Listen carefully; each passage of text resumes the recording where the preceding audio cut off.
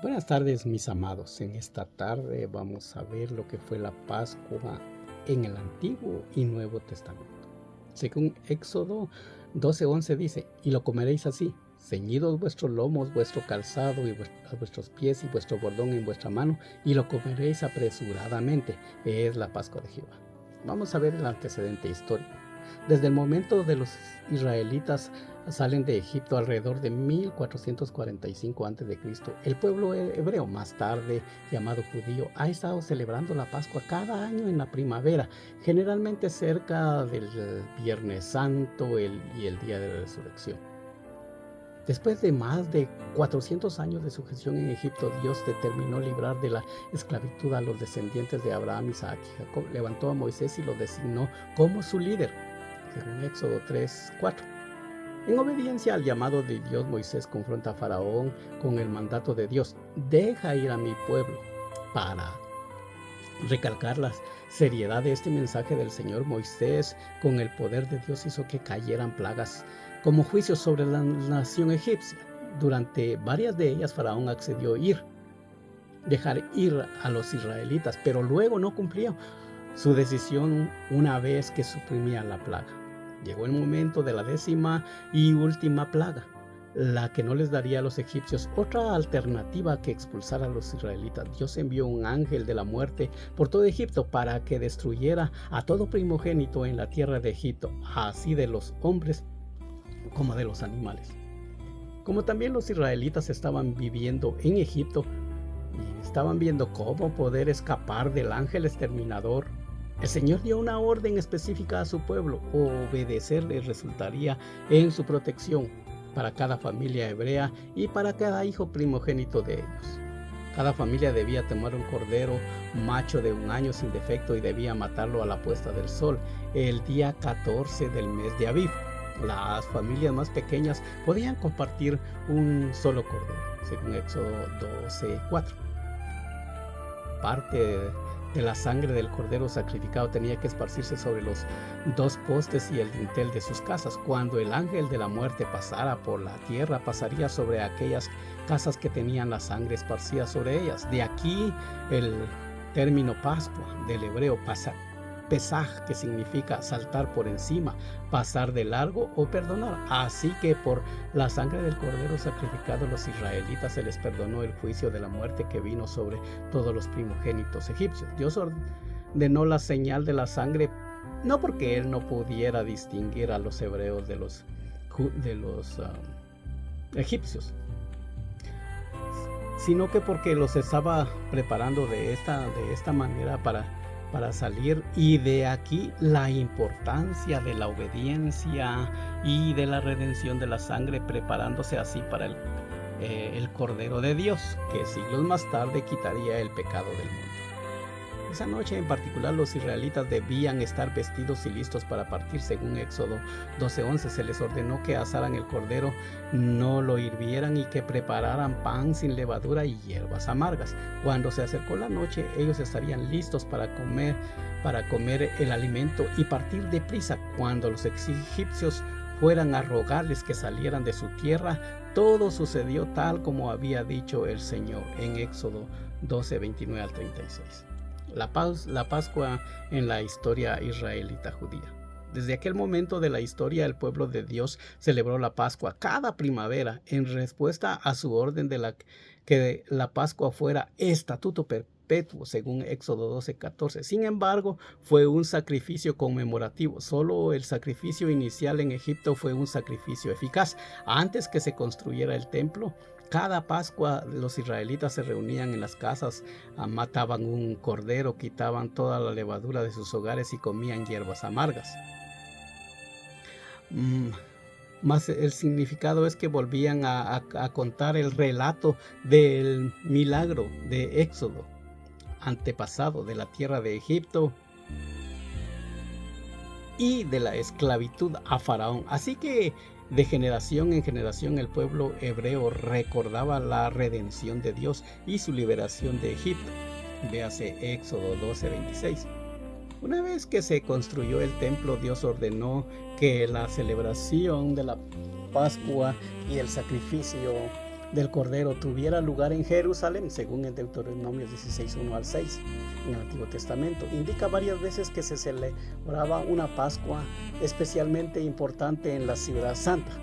Podemos ver en 2 de Reyes 32, 31, 23, 2 de Crónicas 30 del 1 al 20. También lo podemos ver en el 35, 1 al 19 y en Esdras 6, 22. Asimismo, los judíos en la época del Nuevo Testamento guardaban la Pascua. El único incidente de la niñez de Jesús registrado en las Escrituras ocurrió cuando sus padres lo llevaron a Jerusalén a la edad de 12 años para celebrar la Pascua. Durante su ministerio público, Jesús iba regularmente a Jerusalén para la Pascua, según Juan 2:13. La última cena que comió Jesús con sus discípulos en Jerusalén poco antes de ir a la cruz fue una comida pascual. Véase Mateo 26, 1, 2 y 17, 29. Jesús mismo fue sacrificado en la Pascua como el Cordero Pascual, según 1 de Corintios 5, 7, que libera del pecado y de la muerte a todos los que creen. Todavía hoy los judíos celebran la Pascua, aunque su esencia ha cambiado algo. Como ya no hay un templo en Jerusalén donde puedan sacrificar un cordero en obediencia a Deuteronomio 16 del 1 al 6, las fiestas contemporáneas judías llamada el Seder ya no se celebra con cordero asado, pero todavía se reúnen las familias, se quita ceremonialmente toda la levadura de los hogares judíos y el padre de familia vuelve a contar la historia del éxodo en Egipto, la Pascua y Jesucristo. Para los cristianos, la Pascua abarca un simbolismo profético significativo que señala a Jesucristo. En el Nuevo Testamento enseña explícitamente que las fiestas judías son sombra de lo que ha de venir, según Colosenses 2:17, Hebreos 10:1. Es decir, la redención mediante la sangre de Jesucristo. Nótese lo siguiente en Éxodo 12, que hace recordar al Salvador y su voluntad para los que creen en él. Lo más importante del acontecimiento pascual fue la gracia salvadora de Dios. Dios sacó a los israelitas de Egipto no porque fuera un pueblo tan digno, sino porque Él los amaba y porque era fiel a su pacto. Véase Deuteronomio 7 del 7 al 10. Asimismo, la salvación que recibe de Cristo llega al creyente mediante la maravillosa gracia de Dios. Véanse Efesios 2:8 al 10 y Tito 3:4 y 5. El propósito de la sangre aplicada a los postes de las casas era salvar a los hijos primogénitos de las familias de la muerte. Estas señales hacía el derramamiento de la sangre de Cristo en la cruz a fin de librar a los creyentes de la muerte y de la ira de Dios contra el pecado. Éxodo 12:13, 23, 27 y Hebreos 9:22. El Cordero Pascual era una víctima, según Éxodo 12:27, que funcionaba como sustituto de los primogénitos. Esto se señala a la muerte de Cristo como sustitución de la muerte del creyente. Véase Romanos 3:25. A Cristo Pablo lo llama explícitamente nuestra Pascua, sacrificada por nosotros. 1 de Corintios 5:7. El cordero macho que se paraba para darle muerte tenía que ser sin defecto, según Éxodo 12:5. Esto prefigura la impecabilidad de Cristo, el perfecto Hijo de Dios, según Juan 8:46 y Hebreo 4:15. El acto de comer el cordero representaba la identificación de la comunidad israelita con la muerte del cordero, una muerte que los salvaría de la muerte física. Asimismo, tomar de la cena del Señor representa la participación del creyente en la muerte de Cristo, una muerte que salva de la muerte espiritual, según 1 de Corintios 10, del 16 y 17. Como en el caso de la Pascua, solamente el sacrificio inicial, es decir, su muerte en la cruz, fue un sacrificio eficaz, se observa la cena del Señor como un recuerdo en memoria. 1 de Corintios 11:24.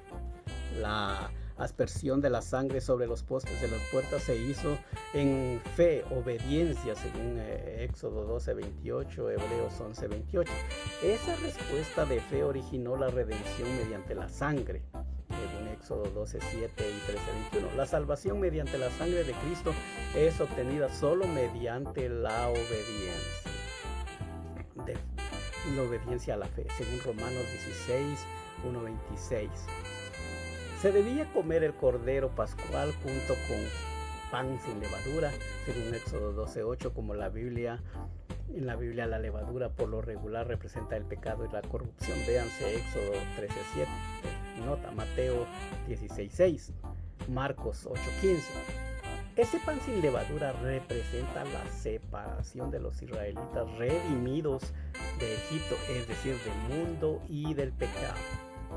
Asimismo, el pueblo redimido de Dios se le llama a separarse del mundo pecador y a dedicarse solamente